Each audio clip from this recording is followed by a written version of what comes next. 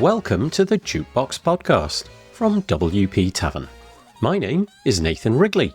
Jukebox is a podcast which is dedicated to all things WordPress, the people, the events, the plugins, the blocks, the themes, and in this case, how new, native browser features are transforming what's possible on the web.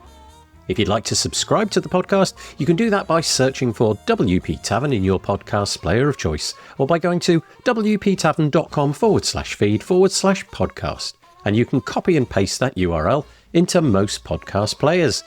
If you have a topic that you'd like us to feature on the podcast, I'm keen to hear from you and hopefully get you or your idea featured on the show.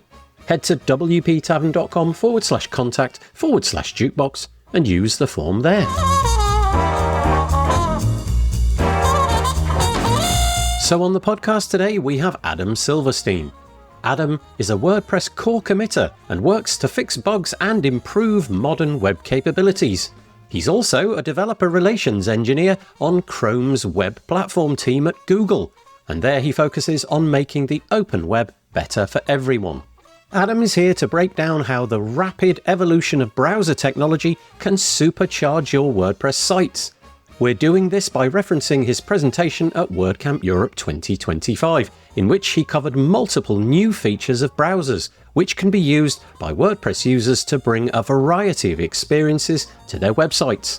In many cases, these are browser APIs and features, and are quietly redefining what's possible on the web.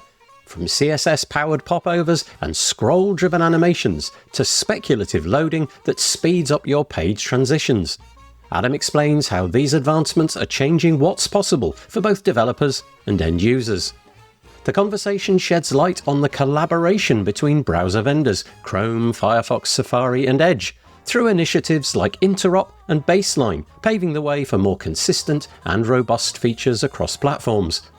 Adam also talks about practical topics central to the WordPress community, like how the Popover API and native CSS carousels reduce JavaScript bloat, make sites more accessible, and deliver a better overall user experience. He shares exciting new frontiers, such as browser-based image processing powered by WebAssembly, which is paving the way for universal support of modern formats like AVIF and Ultra HDR, and even running AI locally in your browser, no API key or cloud server required. He provides concrete examples on how these technologies can be leveraged in WordPress via core updates, canonical plugins, and Gutenberg experiments, with a special focus on how developers can get involved and offer feedback to help shape future web standards. Prepare to look at your browser in a whole new light, truly.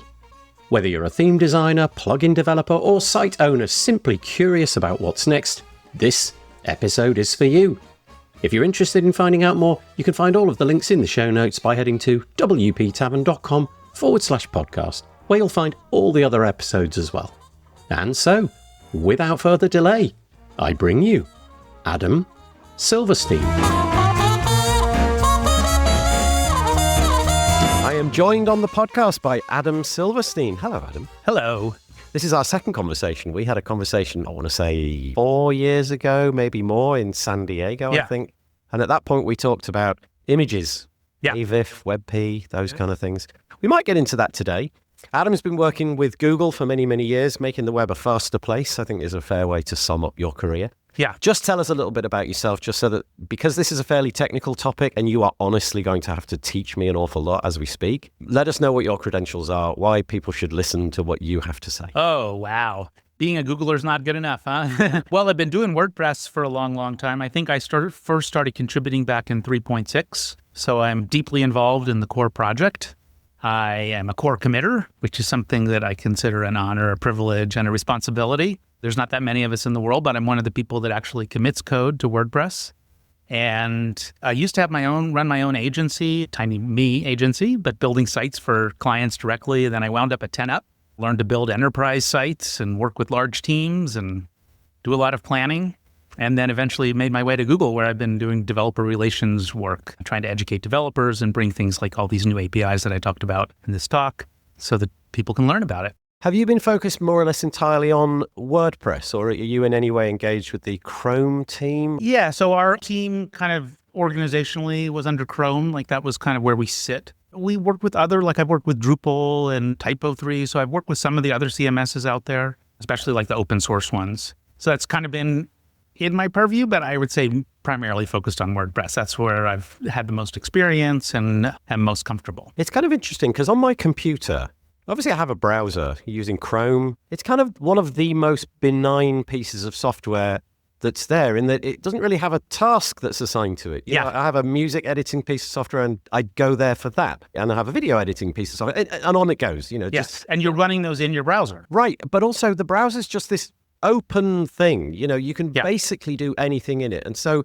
incredibly powerful. And it feels like in the last few years, it's got way more powerful. Yes. But most of that is entirely hidden because I open it up and it looks broadly the same today as it did 5 years ago. You know, the UI may have changed a little bit. Right. But what's changed is what you can do with it, right? So you talked about editing video or editing audio in your browser. Like that was not something that was possible 5 or 10 years ago when we had blue links and HTML, and it was basically we were publishing newspapers on the web. That was the limit of what we could do. I have an app. It's called Descript. I don't know if you've come across it, but it's a full audio, video editing suite entirely in the browser. And famously, Adobe released Photoshop. Right. It runs in the browser. The Miracle. full Photoshop. Yeah, I mean, it's like mind-blowing that that's even possible. So the capabilities of the browser have dramatically increased. And you've just done, or you're about to do? Just done. Yes. Okay, firstly, how did it go? It went great. Packed room. I think people got something out of it. People gave me good feedback. And it was called Modernizing WordPress with New Web Platforms. And I'm just going to read a bit of the blurb that went with that. And it says, WordPress is a powerful platform for building websites of all shapes and sizes. To truly thrive, WordPress is embracing the latest advancements in web technology. This talk will explore how developers and site owners can leverage cutting-edge web platform capabilities to create next-generation WordPress experiences. And then there's a little bit more which mentions web APIs and so on and so forth.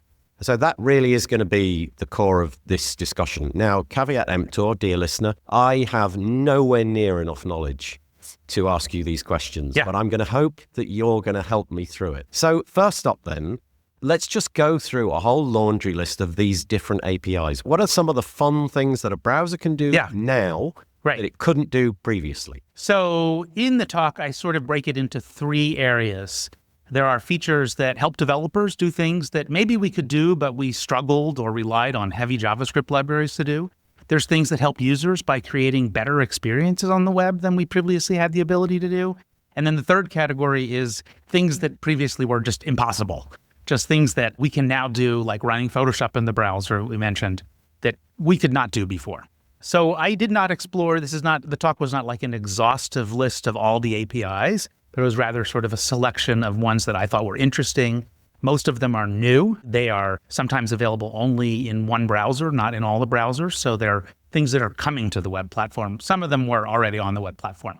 So let's go through them. I'll see if I can remember them all. I have my little slide deck here. So in the category of helping developers, the first one that I talked about is this thing called the Popover API.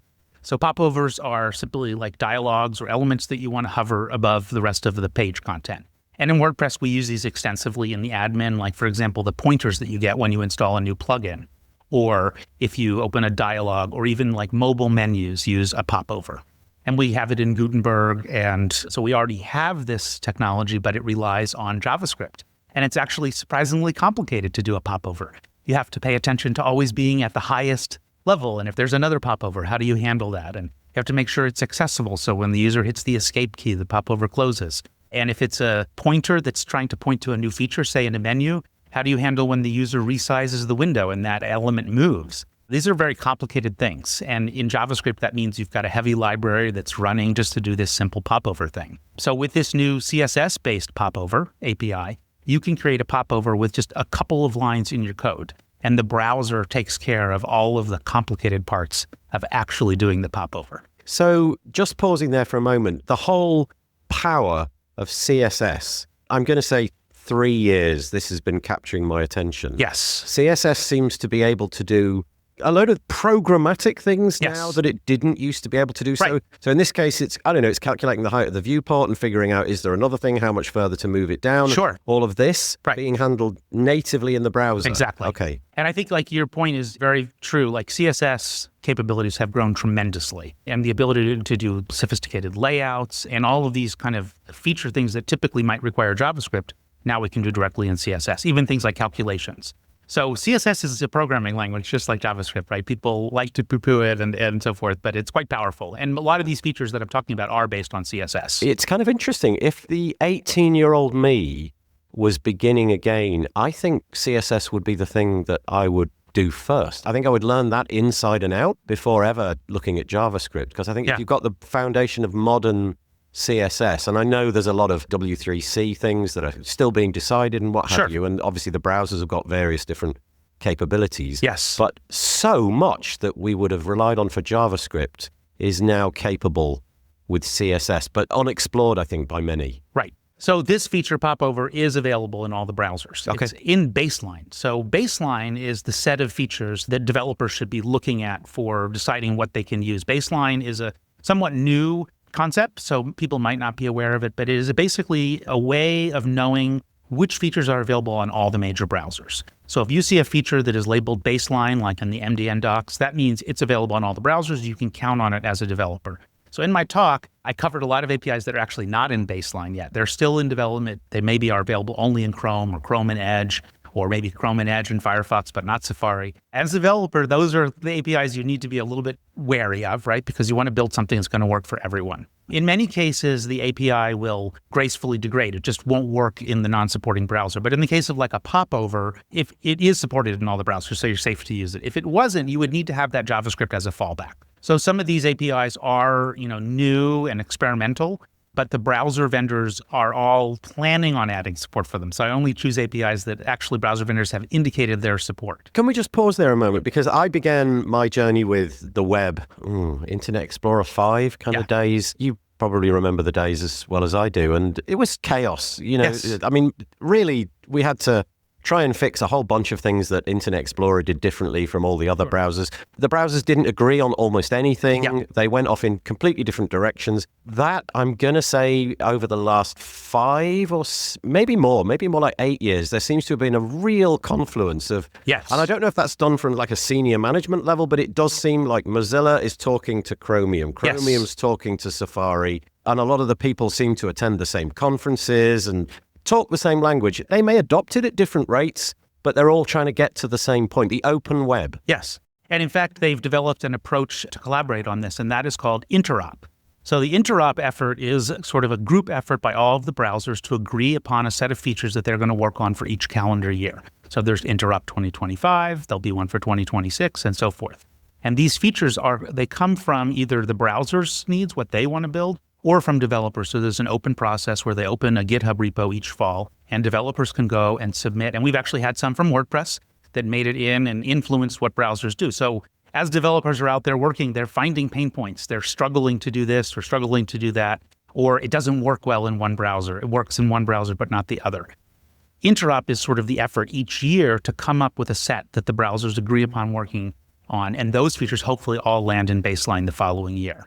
I remember those days very well, and that's why we have things like jQuery, right? So we had all these libraries that were built with this promise of sort of normalizing the capabilities.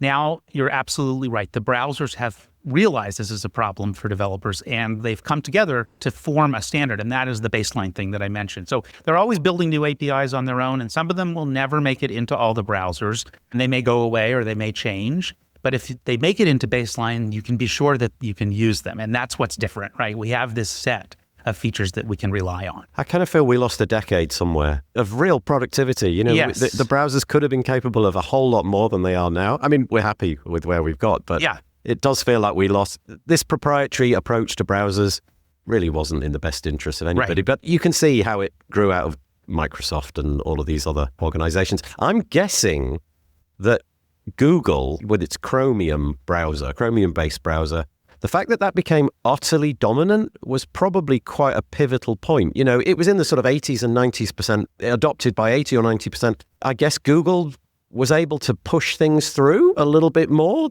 Perhaps, like they do often lead on features. I mean, I wouldn't say they're always the lead on features. Sometimes Safari has a great idea and they want to develop it, and with Firefox as well. But they do have a huge effort going into it. And, of course, Microsoft famously adopted Chromium as the engine for Edge. And so Microsoft is actively contributing as well to Chromium, which is the core of Chrome. So yes, I think the dominance did allow them to sort of lead on features and have the other browsers sort of need to follow. If Chrome is going to ship a feature, everyone's going to use it. But I don't know if that's always the case. When you read these, I've read some of these proposals, the browser vendors, they talk to each other in the open, right? So these aren't like private conversations that are happening in a room somewhere. They are all into open source software. So there's a repo where, like, for example, Chrome will come in and say, we're working on this new API. We would like feedback from the teams building Mozilla and Safari about if this is a good feature. Are you going to support this? And that's like typically early in the process where they try to get that feedback so they know whether this is something that is likely to land in the platform. I don't really know whether it was the best thing for one browser to sort of win out, but it certainly seems, now that the dust has settled, it seems that was a fairly good thing to happen. Yeah, I mean, I think if we had only had one browser, right, that would not be good. I mean, Apple is definitely dominant on mobile in markets where iPhones are very, very North popular. America, for example. Exactly. Yeah. North America and Europe, I think, as well. Yeah. Although if you look at most of the world, it's actually Android that is far more dominant. So that's where Chrome gets a big percentage of its users, because Android is the default browser there, just as Safari is the default browser on iOS devices. I guess there was a whole Chromebook thing as well with, Yes. Google trying to promote this idea of a browser computer, for want of a better word. Yes, Chrome OS. Yeah, Chrome OS, exactly. Exactly. But the idea that when it first came out, I remember looking at Chromebooks and thinking, yeah, it's intriguing. It can do Google Docs, but where's the video editing? Where's the audio editing? Right.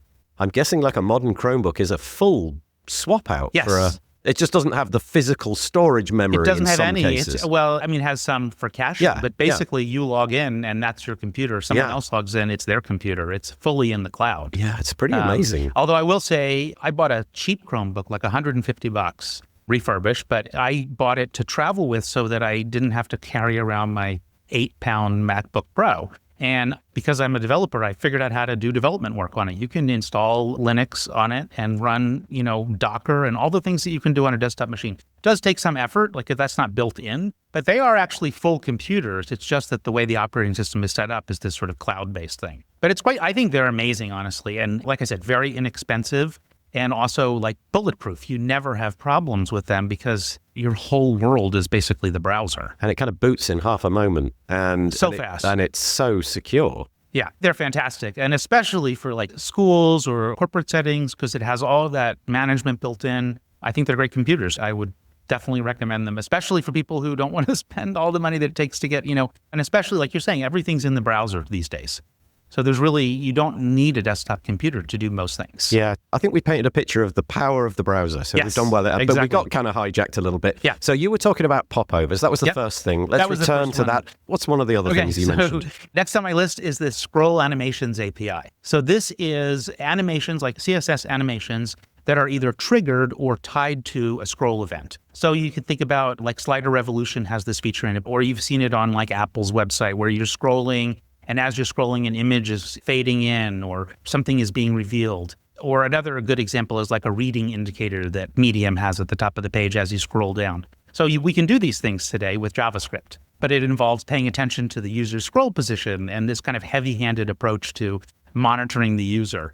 With CSS, scroll-driven animations, it's just a couple of lines of CSS and suddenly you've tied an animation to scrolling. So again, all handled by CSS, no need for a JavaScript library. Right. Any impact these JavaScript libraries are famous for sort of bogging things down, tons of bloat and what have you. Right. I'm guessing that because it's shipping in the browser, that is minimal to say the least, almost non-existent. Yes, and the animations are CSS animations, so they're not happening on the main thread. JavaScript famously has one main thread, and if you have something running on that main thread, it's going to interfere with other JavaScript.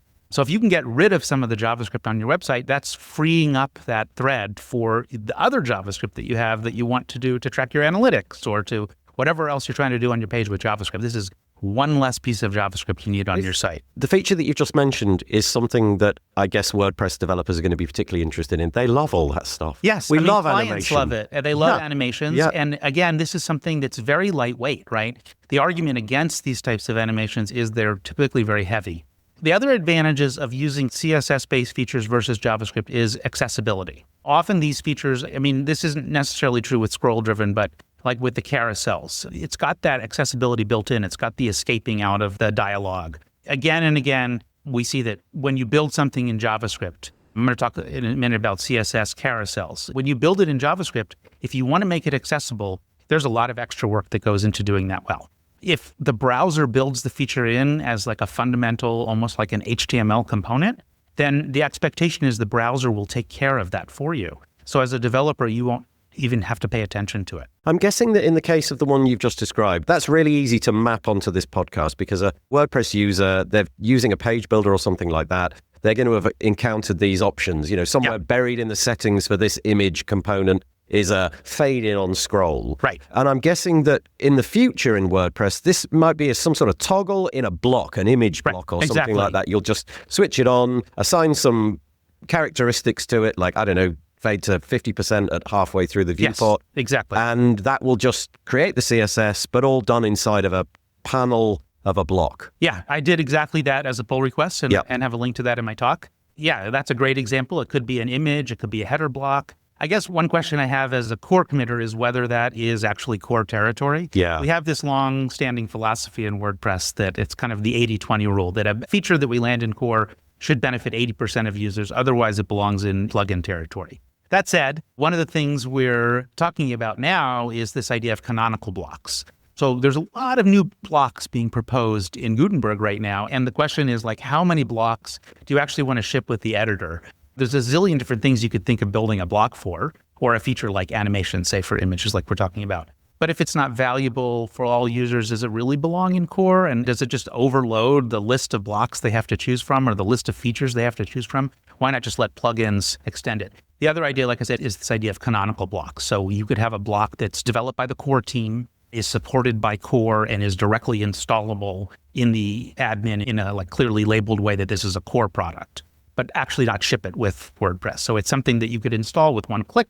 We actually haven't defined exactly what a canonical block or plugin is, but this is sort of what my idea is. It's something that's like you're one step away from having it installed. Yeah, it feels like a canonical plugin, at least, feels to me like something which has the security guarantee of core, right.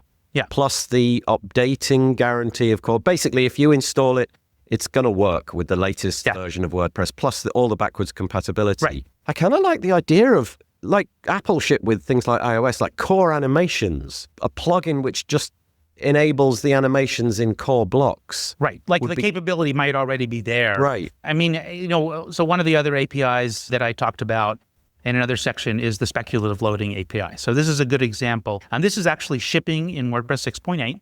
And this is the ability for the browser to prefetch the resources for a page that a user is about to navigate to. And in WordPress, we shipped it in the most conservative mode possible, which essentially is the user needs to click down on the link, and then before they let go of their mouse, so the time between the mouse down and mouse up event is when the browser is prefetching the resources for that link. So if the user clicks down on the link, we're very confident that they're actually going to navigate. Although it is possible to drag away and not navigate, 90% of users are going to follow that link or more. And so the idea is not to waste prefetching for links that users never visit.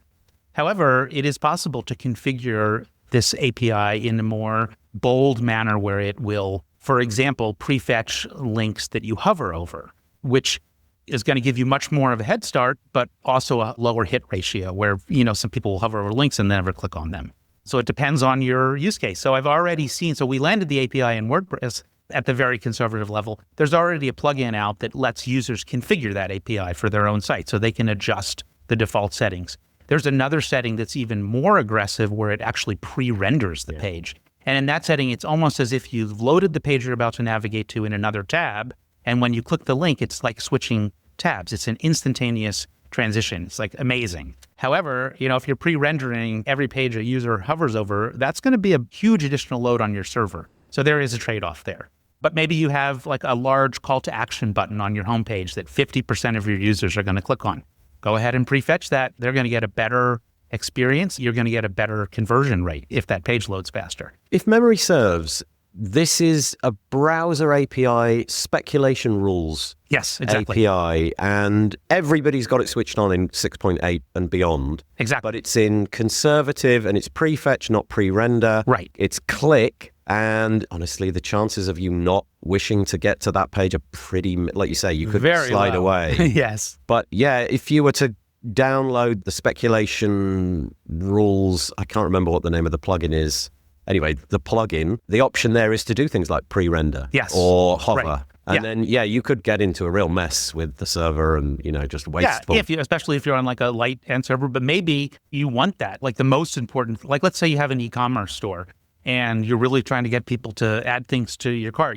There's all kinds of studies that show that if your pages load faster, and it's even by like things like 100 milliseconds, the conversion ratio is much higher. People are quick to abandon slow sites. I mean, there's all kinds of data on that. So you may decide it's worth investing the additional resources in dedicated hosting and caching so that you can prefetch and pre-render and get that faster navigation. This API enables that type of navigation that is, you really can't get that without this API because it's basically letting the browser know it's okay to like start loading resources before I even visit a page. Yeah, I keep having this thought that at some point, Chrome's going to come up with, it's going to know the whole year in advance. All the pages that I wish to visit and just download them all for me. Well, I did actually an experiment with AI to see, like ask AI, which link is the user most likely to click on? And I tried it both with just literally dropping the HTML of the web page in the AI as well as drawing a screenshot. And I tried it on a very simple page. So like a WordPress plugin page, there's a large blue button that says download. Probably the most likely link that users will click on. But the AI was like very good at identifying that. So in theory, you could imagine that the browser could actually predict into some degree what users based on their behavior are going to click on or based on the layout of the site. So this is a curious new world in which we live, isn't it? So there could be heuristics about what I'm literally doing with the mouse. So the mouse is, approaching a button. Right. That's a fairly strong indication. And also, I guess, the speed. Yeah, maybe it's paused over the button. Right, or slowing down. Yeah. The speed is sort of coming to a terminus. Yeah, this is all really interesting. Yes. The 6.8, the speculative loading in 6.8, what I really like about that is that there's zero configuration. It just works. It just works. So it's using this fabulous new feature of the browser, but also no technical knowledge whatsoever. Absolutely none. And it will hopefully just save you your visitors a bunch of time. Exactly. Yeah, fabulous. Okay, that's another one. Any others? Oh my gosh, so many. We did touch briefly on CSS carousels, but let's just cover that again. Okay. So over half of WordPress websites load some sort of slider or JavaScript like them library. or hate them, they're there. Yes, and even if people don't use them, they seem to load them because I don't know if half of sites all have sliders, but in any case, this is a very popular feature for WordPress sites. And of course, there's many plugins out there that do this, and they all rely on a JavaScript library. There's several very popular ones. They're very full-featured libraries. They do all the things that you need for a carousel. Now we can do that with CSS, so you don't need the JavaScript library. Now, there may be advanced features that the JavaScript libraries will be able to do that will add some functionality, but the goal of the CSS implementation is to basically be feature parity with what you can do now with JavaScript. So all kinds of carousels with buttons that you can click, with little indicators as to which image you're on, just all the features that you can imagine in a carousel. There's a great demo site on the chrome.dev site of just like a zillion different carousels. What does the DOM look like for that?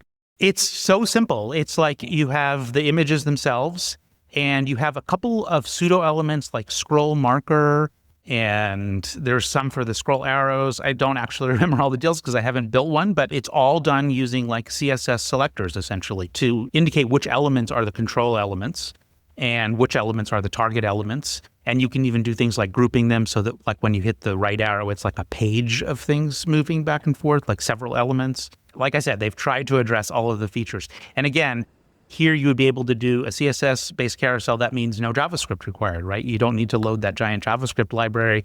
It's going to be immediately available, right? So JavaScript takes some time to load. It's going to work more quickly. And it's also hopefully going to have accessibility built in. So you don't have to worry about if your JavaScript library is keeping up with accessibility standards, it's going to be a standard web component. Okay, of course, yeah. If everybody's implementing the same thing, it's not this weirdy JavaScript thing that you downloaded from somewhere. And okay, another question about just sticking on that one for a moment. Will that be performant in the sense of, I don't know, if I've got a carousel of 15 images, will the 15th one be loading at the moment? Lazy loaded? Yeah, exactly. Yeah, you would hope so. Yeah. Yes, I mean, I think in general, it will be more performant than a JavaScript implementation, unless the JavaScript implementation is doing some magic that the browser is not aware of, like lazy loading. I think that will be built in. But you, again, don't have that JavaScript running on the main thread doing the actual animations. All the animations are CSS animations. It's kind of curious because that example, I've always liked how they look.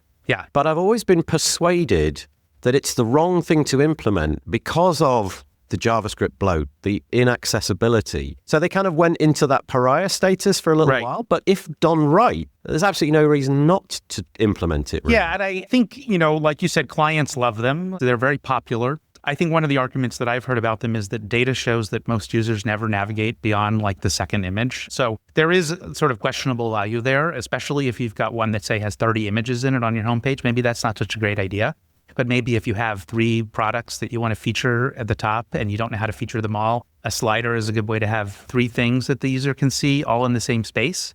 So I think they have their uses, but I think there is the sort of resistance to using them from developers is based on solid data. It's interesting as well, because given, I don't know, the bad reputation they have, it's kind of curious that got made. Right. So this actually brings us to a good point. Where do the browser vendors come up? Why are they building these things, right? So the reason they decided to build CSS Carousel is this is an area that developers have struggled with.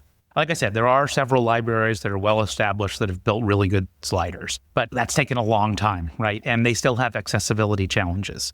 This is something that a lot of developers want to build. Their clients are demanding it, and they've typically struggled to actually build something quality. So this is the impetus for a lot of these features that I talked about, is places that developers are struggling. And that interop project that I mentioned earlier, that's where developers can give their feedback to the browser vendors about which features they feel are lacking. And that was sort of like the last question of my talk, was to developers. What are you struggling? What are you constantly using JavaScript for? What are you finding that's still incompatible between browsers? Because I think that's actually really important to get feedback from developers. The browser builders are in a room somewhere. They're doing their thing. They're not out here building WordPress websites. So they're not building Gutenberg. So we as developers have a responsibility to give feedback to the actual browser vendors so they know what we need, what we're struggling with. You may not know the answer to this question, but does Chrome in a default setup where I install Chrome and then just click yes, yes, yes to everything that I'm asked, does it provide heuristics back to Google about things like that? There's millions of people interacting with carousels, for example. Right. I'm going to say no, because Chrome does collect data, but you have to opt in. By default, you would not have that box checked. But it is possible. That could, yes, and many people do. Right. Many people do provide that, and most of that data is available publicly. So that data is anonymized and then made available publicly as part of the CRUX, the Chrome User Experience dataset. And that's an open public data set that you can query using BigQuery. If you have a website or a product that's very popular, you can get amazing data about how many sites are using it, about the performance of those sites, about growth over time. There's all kinds of data out there. Of course, again, it's a subset of the web. It's not every website on the web because there's a privacy concern about this data. So the only data that's reported is when the pages or sites have enough visitors that you couldn't track back to individual users. So it is a limited data set. Small sites with low traffic won't appear in it. However, it's incredibly valuable. And if you build a popular plugin, for example, this is a great way for you to gather data about how your plugin is being used, because some of the sites that install it will be in that data set and it's public data. Yeah, I'll put a link to that in the show notes. That's CRUX, C-R-U-X. So that's interesting. So there's 2 routes there. There's the heuristics provided by the browser if you opt in, but also it sounds to me like there are open channels communicating through people like you if you're a developer. Like me, or like the interop process that I mentioned earlier, where they open up a GitHub repo each year and you can just open an issue saying, here are the things that we're struggling with. And I mentioned like Gutenberg actually did that. For a couple of years, I was posting on the WordPress blog, hey, interop is open, let's give feedback. We did have at least one year where the Gutenberg team went in and made a long list of things where they found incompatibilities, and some of those made their way into actual interop tasks. Nice. So Okay. it is incredibly valuable to give that feedback, and the browsers want to know. They want to build products that developers like to use. Okay, next, if there is a next. Oh, yes. Okay, so now we're getting into, I think I hopped around a little bit, but the next section was about improving user experience. So the first one is actually a really simple one that I think is really cool. It's customizable select. Oh, so good. Yes. So the select element traditionally has been rendered by the operating system. And that means, so if you have a select list, like a dropdown, you're going to see a bunch of words and you're going to be able to scroll through those. But if you want to make it more visual, say add some images or icons next to each word, you really couldn't do that. If you wanted to do that, you'd reach for a JavaScript library that would render the select element graphically, but wasn't really a select element. So this is the ability to actually put HTML inside your select element. So a great example of that is icons and images in the dropdown. So for example, I gave a lot of different examples of how we can use this in WordPress core, but one is in the media library where we filter by media type, we can add nice little icons. So if you're looking for, the videos, you get a nice little video icon. It just makes it easier for users to find what they're looking for. And again, this is still a semantic select element. So it's going to be accessible just like a regular select element. If the browser doesn't support this feature, it's just going to fall back to a regular select element. It's also going to autofill correctly, right? So another example I gave was a currency selector that adds flags for the country of the currency. A nice, helpful thing. If your browser knows that you use the euro, it's going to select the euro because autofill is this great technology that helps us select things that we always select. But if it's a JavaScript doohickey, the browser has no idea what's going on inside there, so autofill will not work correctly. So it has some real key advantages over traditional, the way we would build these before. Now we can just do full-on HTML select elements. It's the kind of thing that once you've seen it, it's like, why didn't that exist before? Because we just have the OS. It just looks like an OS selector.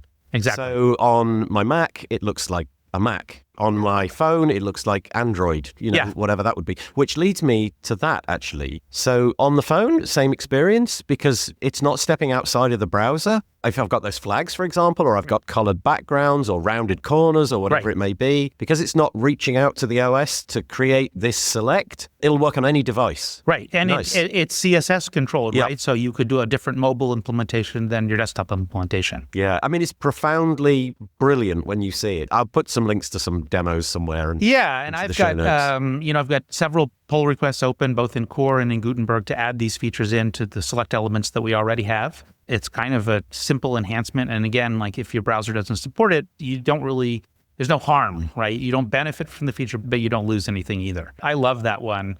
I'm hoping that form plugins in our ecosystem will adopt it. Oh, no doubt. Well, I mean, why wouldn't you, basically? That's a brilliant one. Thank you. Yes. Next. Another one this one actually pairs really well with the speculative loading API, and it's called the View Transitions API. This one is really cool because it basically turns your static website into a kind of a fluid app-like experience. And in the slide deck, I have this great demo video of just a classic theme where the user's just clicking through to different pages. So you're on, say, the archive list, and you've got a list of titles. And you click on a title, and it's going to take you to the single post page. And what happens is the browser actually navigates between those two states. So you see the title that you just clicked on grow and expand, and it winds up in the position where it will be on the page you're navigating to. Same thing like with the featured image. Let's say you have featured images and those appear in a list, and you click on the featured image, the image will grow to where it's going to be in the final position. So it creates a smooth animation between the different pages of your site or states of a single page app. And these are, again, CSS animations, so you can control them. It has an auto mode where it picks the animation for you. So you really can do just a few lines and get this effect working, but you can also customize it. So if you want the page to say scroll left when you hit the next button and scroll to the right when you hit the back button, you can implement it that way. So the only place I've seen this before really is on mobile applications. On apps. You see it on apps. Yeah. Right? Because it creates this fluid experience. We are used to on the web this idea of you click on a link, and then it's kind of like a little bit of a wait, and then boom, there's a refresh, and the next page starts loading. And this kind of bridges that gap. It's something that changes how users perceive your website. It doesn't really change what's loading. It's the same before and after states. What it's doing is creating that transition between the two states. It feels more like you're on a journey as opposed to these little stops along the way to get to the final destination. Yeah. It just creates this sort of fluid, endless experience. Yes. And I think I saw one of your colleagues, Felix Arntz, I believe he's got a plugin, like a feature plugin out. It is. It just shipped. It's part of the Performance Lab plugin suite. So that is basically going to add a way for themes to just opt in. So we have a feature in WordPress where you can add theme support, and you can say, my theme supports this feature.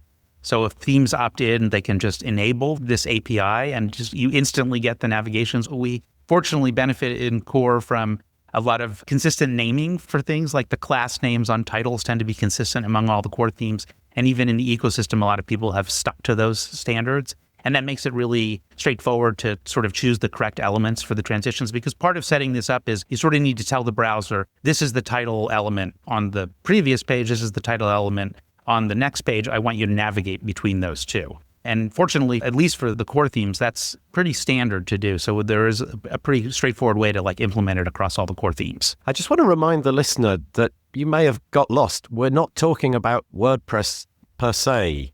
We're kind of talking about what the browser enables WordPress to do. So these view transitions, of course, they can be implemented by a WordPress website, but it is in effect the browser that's doing the hard work here. So you don't have to be tied to WordPress. You do this in HTML and CSS if you so wish to do it. Yes. It's easy to imagine that this is some clever JavaScript thing that somebody's implemented in WordPress, right. And it's just not that. This is just happening inside the browser. No, these are all browser features, and the talk is kind of like, how do they apply to WordPress? How can WordPress use them? I can imagine a world in the future where this feature in particular will have been massively overused. People are scrolling animations for this grows and this shrinks, and let's see how that'll sell. But the implementations that I've seen are just magnificent. They give you that. Right. I don't know, I'm on my phone, I use a music app and I go to the next song, and somehow the little icon for that song grows in this nice fluid way. Things fade in and fade out, text becomes bigger, and it's all happening, and it just encapsulates the screen perfectly. It just gives everything the perfect place, and instead of it being a moment where it all just changes, everything slides into place. Right. And it just feels natural. And we've got it coming in the browser. It is amazing. Yeah, it's a pretty cool feature. Yeah. Okay, next. Okay, so I did talk about what you mentioned. We talked about modern images before, so I did talk a little bit about modern image formats, just a kind of love of mine. I honed in on HDR imagery. So most of us have smartphones these days that actually take high dynamic range images, right? Previously, we had standard dynamic range, but now all of our phones take multiple exposures and combine those to create an HDR image. We have long had the ability to save images in HDR with formats like AVIF. WebP supports it. However, the challenge comes when you upload those images to WordPress and then you try to use them on a standard definition monitor, an SDR monitor, right? So you've got an HDR image, but suddenly you're displaying it on a monitor that can't display HDR, and you have to sort of downsize it to that lower bit depth.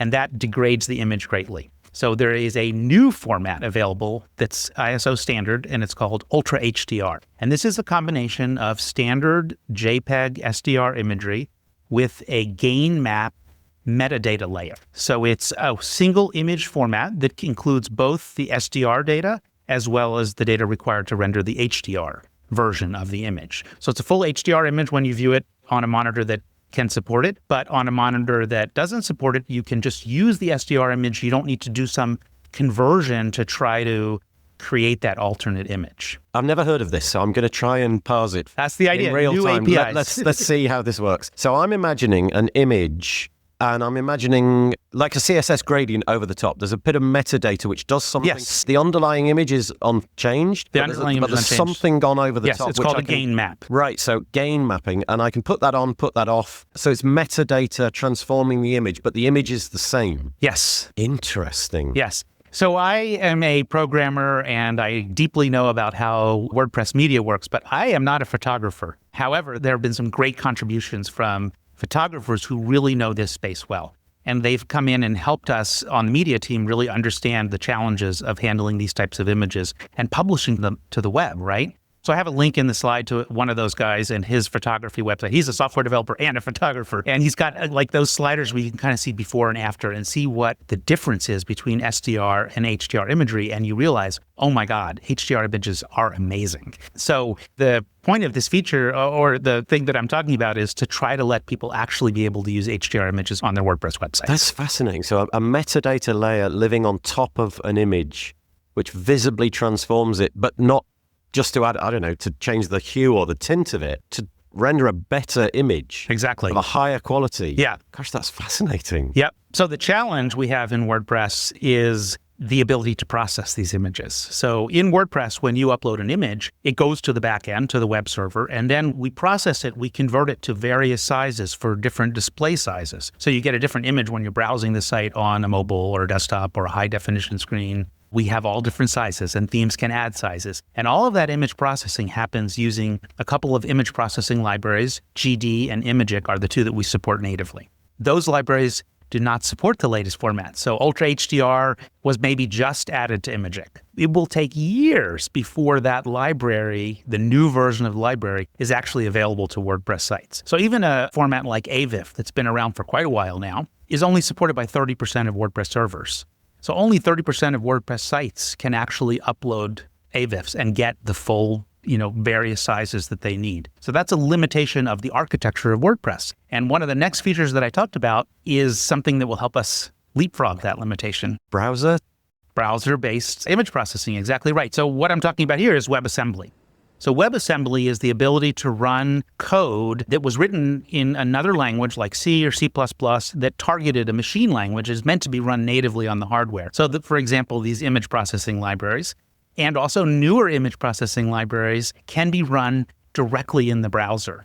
And what this gives us the ability to do is ship the latest version of the image library directly with WordPress. We no longer have to rely on hosts doing the messy and difficult process of upgrading servers, very challenging thing for hosts to do, to get the latest version of the Imagic library.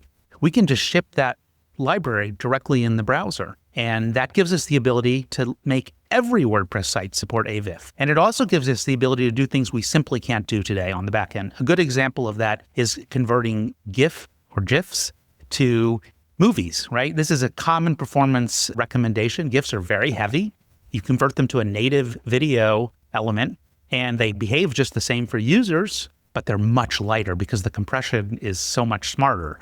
Can't do that in WordPress right now. Neither of the image libraries support that ability. But there are image processing libraries that handle this, and we can run those directly in the browser. Let me see if I've got this right. So in this world of the future, it'll be possible, let's say in the block editor, I drag in, a JPEG or something, but I could convert that on the fly to a AVIF, for example. Even if your server didn't support it. So it's literally in the browser. Yes. Okay, first thing, is that quick? Well, okay, so it's not quick on the back end either, right? But it is asynchronous. So you can continue working on your post while it's happening. Right, so you wouldn't necessarily see anything. Right. You would see that it was processing. Right. And of course, it would depend on how large your image is, how many subsized images you're creating. But no, it's not fast. It's a slow process. But it's a one-time thing each time you upload an image. That was the next question. It's a one-time thing. So the movie thing that you just described, where you got the GIF to a movie, again, a one-time thing. Yes. So we upload it in the background, asynchronously, it's converting it, and then at some point it gets saved, I guess, as a .mov file or something like that inside the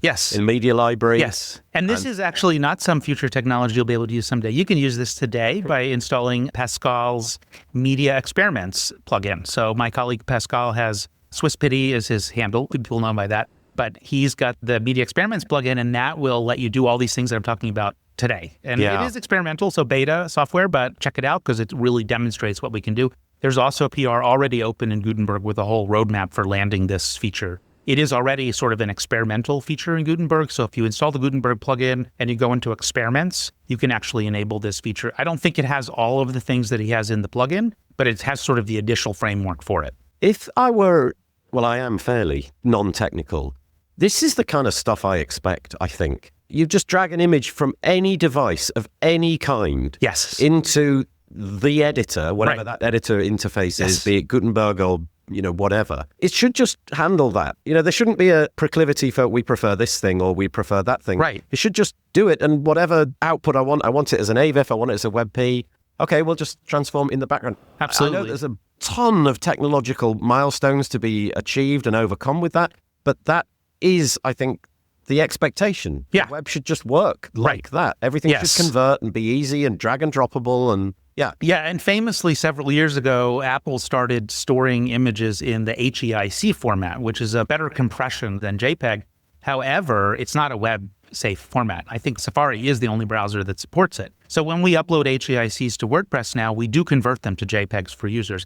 However, that only happens if your server supports HEIC images. Again, we rely on the server libraries, and that statistic is very similar to AVIF. It's about 30% of sites. Fortunately, Apple does automatically convert them if you upload them from your phone, but people do get into this problem where they wind up with HEIC images on their desktop, and they're trying to upload them to their WordPress, and then it will get rejected if your server doesn't support it. Yeah, this whole thing of I've got images. It's an image. Well, it's in the wrong format. It's an image. Right. Why do I have to care? It shouldn't matter. Yeah, okay, that's a perfect example. Okay, so images, anything else? The other one that I think is really cool that maybe people don't know about is running AI directly in your browser. So there's a great library called transformers.js that lets you run a whole bunch of different models. It acts as an interface. So just like the large language models that we have online, like Gemini and ChatGPT, you can actually run smaller versions of those directly in your browser. And some of the advantages of that are the data is private. There is no API key required or cost to you to use these. You can ship an AI directly with your product. So imagine you have a plugin that is designed for company bulletin boards.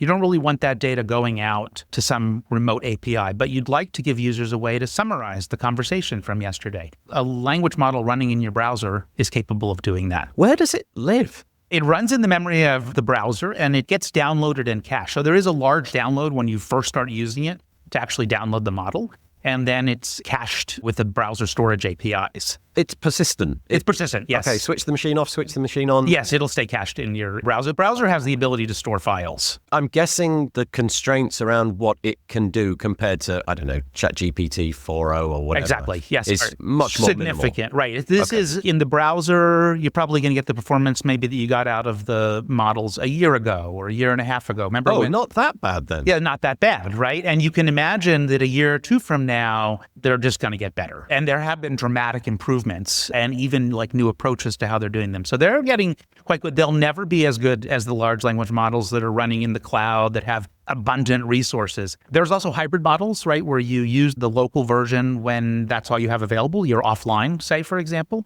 or you have a more complex query, then it can go to the cloud. There's different ways of approaching that, but you can build a hybrid system. But the point of the ability to run it in the browser is to actually be able to do everything locally and not rely necessarily on a cloud provider. It really feels at the minute as if Google is in a big pivot towards AI. Absolutely. In fact, it kind of feels like if you were to describe it as a race, it feels like Google is kind of nudging ahead at this moment in time. I just watched some of the bits and pieces from Google I.O. Yes, really impressive. Pretty profound in many respects. But also, can you constrain that AI? So, for example, could I limit it to one, well, let's say website? It can only be used and consumed by this thing. I don't know if there would be a need for that. I'm just wondering, is it available to all the things or can you constrain it? Or? I mean, so there are actually AI things being built into the browser where you'll get AI in the browser itself. But this is not really that. This is more like it's running inside your app.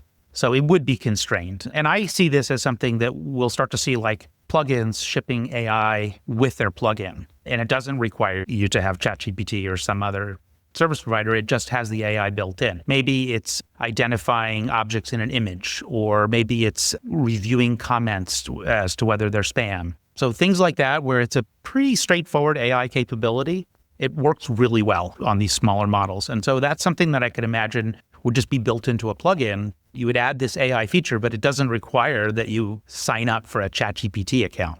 Get an API key and install it. You know, there's a lot of barriers, I guess, to using the cloud models. Yeah, I feel like you've left the most interesting, well, not the most interesting, but the bomb is there. My head is kind of a bit taken by that one because I can really, I mean, everybody's fascinated by AI, the possibilities of it.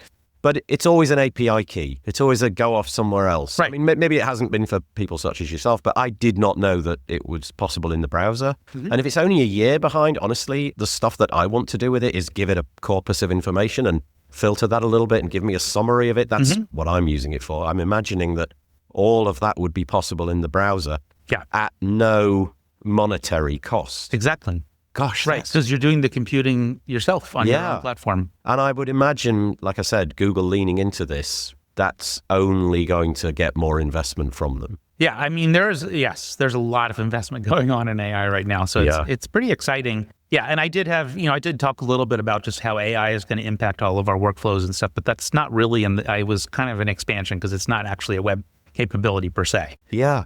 Well, I think maybe that's the perfect place to end it, unless you've got some cataclysmic thing which that was can the trump end of the that. talk. The last slide was really just asking for feedback from developers. So that will be my last thing to say is just, try to give feedback. I'm always open. My DMs are open on WordPress core Slack. And like I said, there's the interop thing where you can actually open up a ticket. So again, dear listener, just remember all of this, the browser is doing this. It sounds like it's WordPress doing it, or it sounds like some other third-party service. It's not. It's all in the browser. And it's fascinating. The browser is definitely more powerful today than it was yesterday. Adam Silverstein, thank you so much for chatting to me. Yeah, thank you.